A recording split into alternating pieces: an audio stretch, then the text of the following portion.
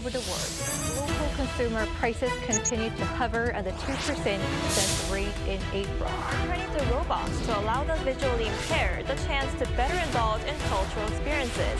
Like the number of hybrid cars are registered in South Korea has surpassed 2 million with this locally developed Yuri rocket.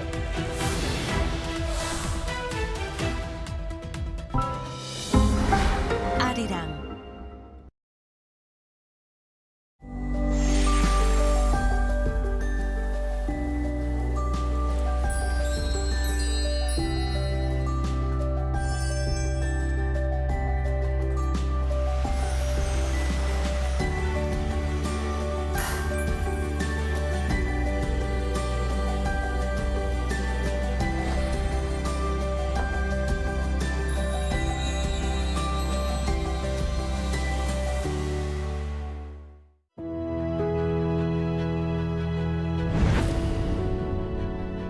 The moment we wear it, our spirits lift. It helps us grow strong in body and in mind. As we wear it, we learn patience and respect. The belt system motivates students to strive harder and continue growing. This uniform shapes movement into grace and turns performance into something thrilling. Now, embraced around the world, Taekwondo shares our culture, philosophy, and values with pride and spirit. Though it may seem simple, this uniform holds your passion and your journey. It belongs to Taekwondo. Wear the extraordinary. Be with Taekwondo.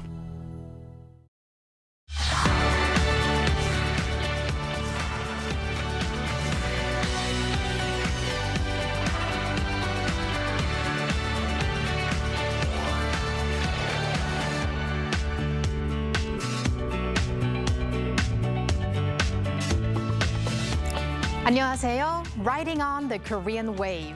Welcome to Wednesday's edition of The Culture Wave. I'm Kwon So-wa in Seoul. Explore with us Korea's culture from all aspects and stay up to date with K-entertainment, K-travel, K-beauty, K-everything. And before you know, you'll be booking your flight to Korea. Now today we're joined by my co-host Walter Lee in the studio. Hello, Walter. Hello, Soa, and happy Wednesday. Welcome to our viewers at home. I'm Walter Lee, here to co-host alongside Soa and to fill you in with the latest K-entertainment news. Walter, I like the color of your tie today. Thank you, thank you. I think you actually picked it. Oh yeah, I actually did pick it so that it suits my suit here well. Yes. But Walter, do you know what your personal color is? Well, that's a personal question, Soa. To be honest with you, I don't know, but I am attracted more to black, grey, and like navy kind of colors. And how about you, Soa? Oh, then you might actually be a cool type. Well, I am a winter cool type. I don't know like which color exactly suits me best, but for winter cool types, it's also like blue, white, and black, and also a little bit of pink, depending on what kind of tone of pink it is. Yes, yes. But the reason why I'm talking about this is because we are actually going to connect to a personal color specialist who's also a makeup artist to talk about the K-beauty craze abroad in Spain, to be exact. Spain, wow. Yes, but first we are going to kick off with K-Enter News, of course, and with Walter Lee. Yes. So, Walter, for our first story, let's start off with some news about the latest Korean inductee into the Asian Hall of Fame. Yes, the Asian Hall of Fame. My dream to be in the Asian Hall of Fame. So. Why would they pick you though, Walter? Just out of curiosity. Well, don't I just shine being a nice guy all around? I mean, don't they need an Australian Korean in there somewhere? I'm sure they haven't.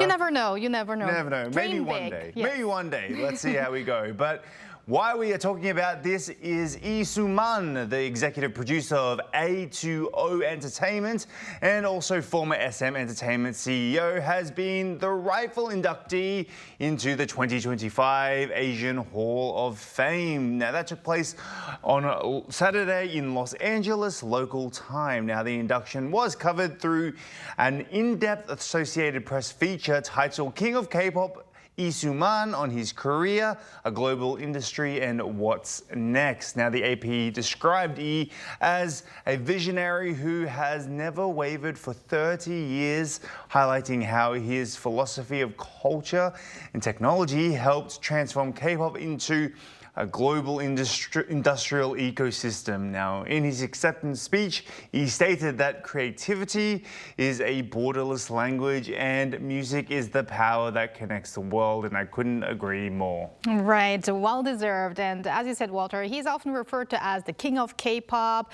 the pioneer of K-pop, and someone with a really good vision for what's happening in the K-pop world. Yes. And he is also kind of the father of HOT, SES, BoA, and Girls' Generation. And speaking of Girls' Generation, he's actually also the real uncle of Sunny, who was also at the event. Yes, right? Yes, she was also alongside him as well. Yes, he is an amazing attribute to Korean music in general, and he deserves it more than anyone else. Right, so congratulations again. And we have another thing to celebrate, a 10-year anniversary. Yes, indeed. Now, we may not even be here without Soo-man, but all these other K-pop groups have been around for 10 years. We've talked about them. We've talked about Twice. We've talked about 17, and now it's Monster X's turn to celebrate their 10 years in the K-pop industry. Now, the group will hold a 10th anniversary full-member concert in theaters called Monster X Connect X in Cinema. Now that starts on December 3rd. Now Monster X Connect X in Cinema captures the live performance of the group's first full member concert in 3 years, the 2025 Monster X Connect X. Now, along with the behind the scenes footage and exclusive interviews in which members look back on their intense 10-year journey. Now the film also features their next chapter, making it a meaningful celebration of unbreakable bonds between Monster X and their fans. So we can't wait to see what's coming next for Monster X. Congratulations to Monster X and their 10 years. And Walter, we're gonna stick to the boy group theme? Yes, indeed we are. So K-group A-hop, or in English you'd say A-hop, but we say A-hop in Korean, which actually means 9. So they have dropped their second mini album, The Passage, which explores the themes of youth and personal growth. Now, drawing inspiration from Pinocchio's dream of becoming human, the 9-member group portrays the struggles and resilience of today's youth, their pain, confusion, anxiety, frustration, through a band sound that beautifully complements the autumn mood, or now the winter. The album includes 5 tracks, including the main song, as I mentioned before about Pinocchio. There's a song called Pinocchio Hates Lies, and the intro track, the beginning of the Shining Numbers. Now, A-hop will be promoting this release as an 8-member group, as they are a 9-member group, as June is temporarily on hiatus due to health concerns. We hope to see him back soon. And I have to say, I really like the title Pinocchio Hates Lies. Yes, I do indeed. So creative. Yes. And thank you very much, Walter, for those updates, and stick around. Will do. And from this week, we have a new AI anchor, Arirang, to report what's on the culture front. So let's go over to Arirang. Arirang? Hello and welcome to your AI guide to the latest cultural updates from Korea. Here's our top story. An exhibition featuring artworks made from unearthed relics that were not placed in museum storage has opened at Deoksugung Palace. 8 artists, including holders of national intangible cultural heritage, installation artists, and painters, are participating in the show, presenting installations inspired by artifacts from across different regions. The works incorporate pieces of celadon, white porcelain, and stone tools preserved at Yeramgo, a facility that manages excavated relics not designated as state-owned cultural assets. It runs through November 16th. Masterpieces by some of the greatest figures in Western art are being showcased at the Sejong Center for the Performing Arts in Seoul. The special exhibition, co-organized by the San Diego Museum of Art to mark its 100th anniversary, kicked off today, presenting 65 works by 60 renowned artists, valued at more than 2 trillion won, or roughly $1.4 billion. From Bernardino Luini to Francisco Goya and Claude Monet, the show highlights paintings and sculptures by artists who have defined 6 centuries of Western artistic evolution, spanning from the Renaissance to modernism. It runs through February next year. A vibrant chrysanthemum festival is underway in Hanpyeong, Jeollanam-do Province. Held under the theme Magical Chrysanthemum Land, the event features more than 1,200 varieties of chrysanthemums, complemented by interactive programs and live performances that create a festive, theme park-like atmosphere. Visitors are delighting in the intricate sculptures and colorful displays that showcase the flower's unique charm. Now in its 22nd year, the Hanpyeong Grand Chrysanthemum Festival runs through December 9th. That's all from me. Stay tuned to the Culture Wave.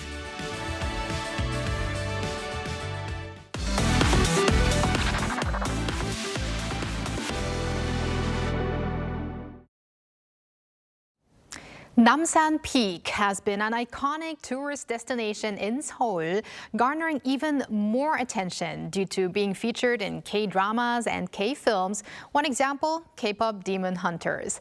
Now, a new hiking trail has opened there, offering access to nature even for those with mobility challenges. Jin tells us more. At the entrance, there's a statue of a magpie wearing the traditional Korean hat called a kat, welcoming visitors to the new trail. Home to the iconic Seoul Tower, Seoul opened the new Namsan Sky Forest Trail on October 25th. The 1.45-kilometer trail connects the Namsan Fitness Zone to the Namsan Public Library. The trail not only offers a refreshing panoramic view, with Gwanaksan Mountain to the left and Yeongjong Island to the right, but there are also hands-on experience points along the path, and even a short suspension bridge that sways gently, adding thrill to the walk. It takes roughly 20 to 30 minutes for the average adult to walk the full length of the trail. The trail has been designed for all to use, young or old, and its improved accessibility also allows those using wheelchairs or strollers to enjoy the walk. Along the path, there's even what's being called a hotel for the insects, designed for the endangered insect species. To help preserve the ecosystem, an additional 400 young Namsan pine trees were planted. This area used to be overrun with invasive plants and tangled vines that choked the trees. Full of dead trees, it was really messy. We cleaned it up completely and planted Namsan pine trees here. With the global popularity of K-pop and K-dramas, both domestic and international visitors to Namsan have been increasing, turning it into a world-renowned landmark. Now, with the opening of the Sky Forest Trail, there's one more reason to enjoy visiting Namsan. Jin, Arirang News.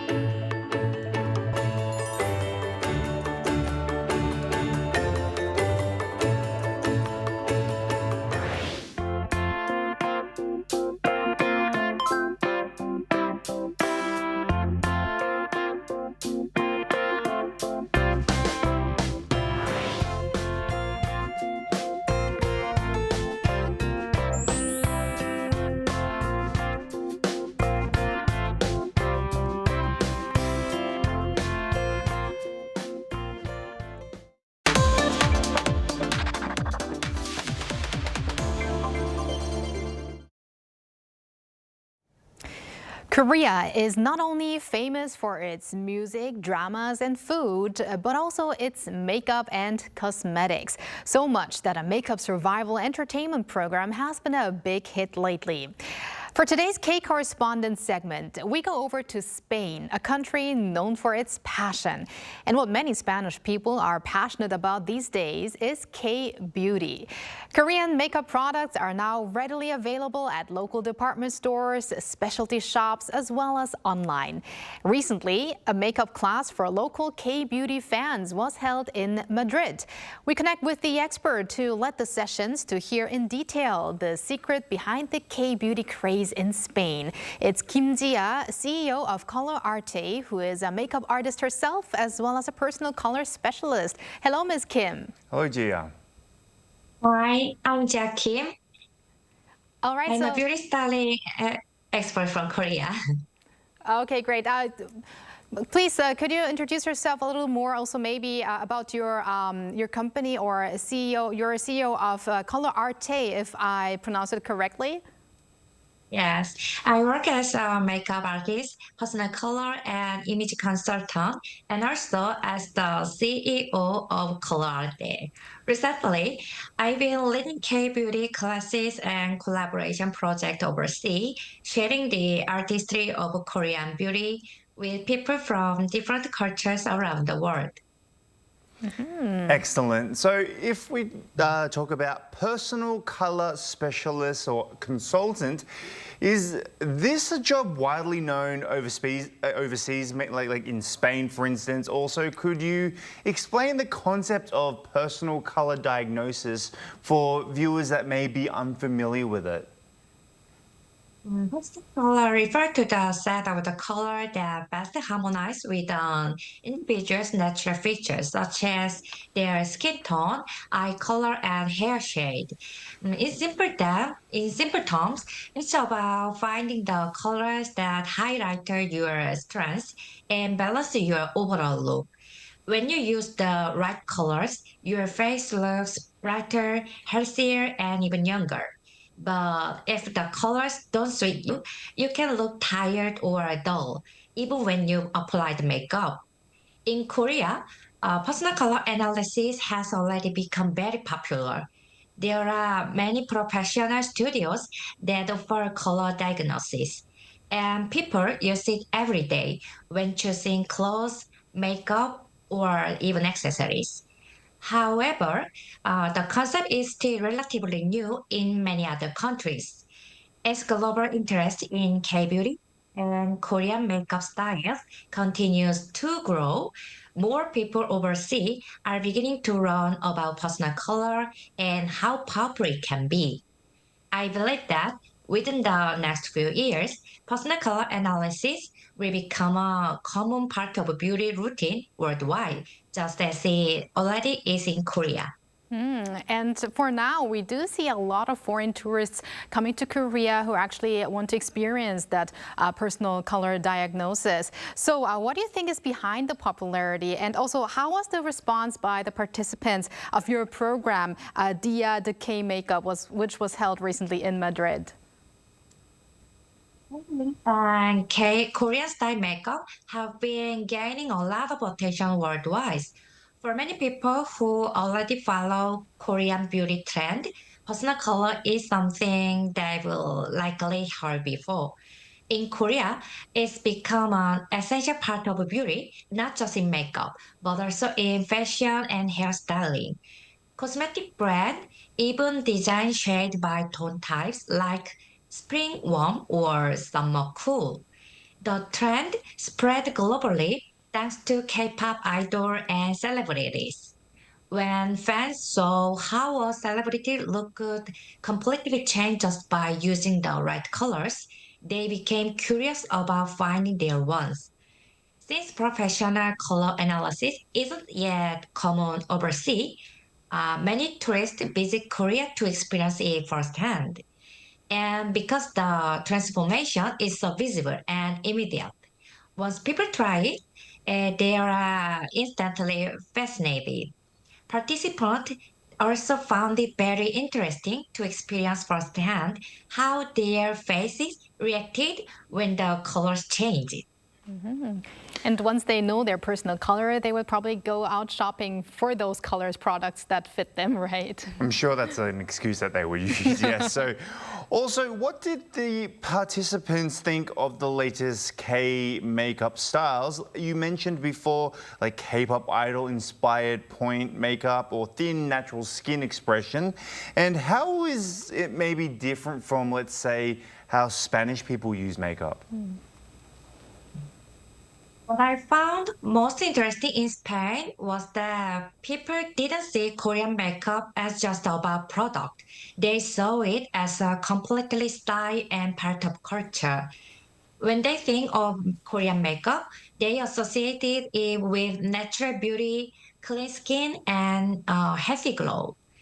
This is in contrast to local makeup that matte skin, dark colors, and facial features. Many participants were especially fascinated by the thin, luminous base makeup, the radiant skin that looks natural but polished.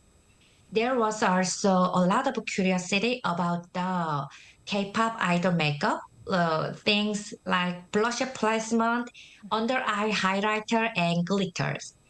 People wanted to know, where should I apply blush for a softer look? Or how can I make a glitter look natural, not too heavy?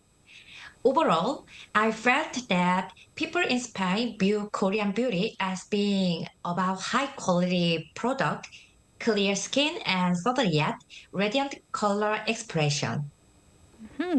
And also, what do you perceive as the most important point when introducing K-makeup and K-cosmetics overseas or in Spain to be exact? And also, what are some Korean makeup tips that are tailored to the Spanish visitors at your program? When I introduce K-beauty overseas, I always highlight one key idea, the clear, radiant skin glow. That's what most people picture when they think of Korean makeup.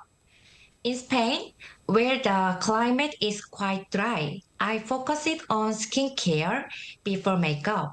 I recommended light, hydrating product instead of thick texture and share the simple tip, mix a little bit of essence with foundation and apply it using a damp sponge for a natural dewy finish.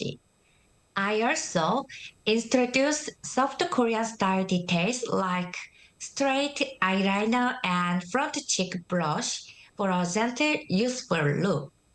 Spanish participants who usually prefer bolder style found the Korean approach refreshing and elegant.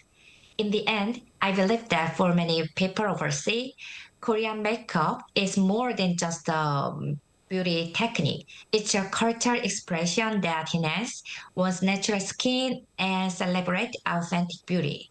Walter, were you jotting all of that down? Yes, I was. I'm going to make sure I get my beauty products after the show. So, But you know, what I realized is when Ms. Kim mentioned the idol makeup, she was talking about the blush and the glitter beneath the eyes. That's exactly what I tried to do today. yes, I can see that you have done that, and that's why you look like a K-pop idol today. Oh, okay, let's go on. So, just quickly, Gia, how does it feel to experience the popularity of K-beauty abroad?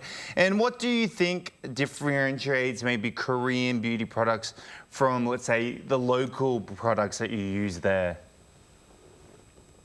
I think that K-beauty was popular in Spain, but seeing it firsthand really proved it. Many participants already use Korean product and knew a lot about Korean style makeup. Their enthusiasm was incredible. Compared to local brand, K-beauty's biggest strength is its innovation and quick response to trend. Korean brand release new product fast and constantly develop new formula and packaging. Trends like cushion foundation and sheet mask all began in Korea. Another key strength is the balance between quality and affordability. Korean consumers are very ingredient conscious, which pushes brands to use clean, safe, and effective formulas. I think that's what make Korean cosmetics stand out. They combine innovation, sensibility, and trust, keeping K-beauty strong even in competitive market like Spain. And finally, before we let you go, what was the most rewarding part about conducting these K-beauty classes in Spain? The most rewarding moment is when participants try Korean makeup techniques themselves and instantly see the difference. It's not just that they look different, they feel more confidence. That's when I realized K-beauty is about more than makeup. In fact, people discover their own style and confidence. When they say things like, I want to recommend this class to my friends, or my daily routine has completely changed, I feel that K-beauty has become more than a trend, it's part of a culture. What moves me most is that their confidence lasts. They truly start singing themselves in a new, positive way. And that's when I think this is the real power of K-beauty. All right. Thank you very much for connecting with us today, Ms. Kim. We hope many more Spanish people will find their true color through you and through programs with the Korean Cultural Center in Spain, and also fall in love with the charm of K-beauty. Thank you again. Thank you. Thank you. And thank you, Walter, as always. Go get those K-beauty products after the show. I'm going to go there straight away. And we're going to see you back here next week. See you next week. Thank you for spending the past half an hour with us on the Culture Wave. Please join us again tomorrow on Thursday at 2 p.m. Korea time, and maybe one day here in Korea.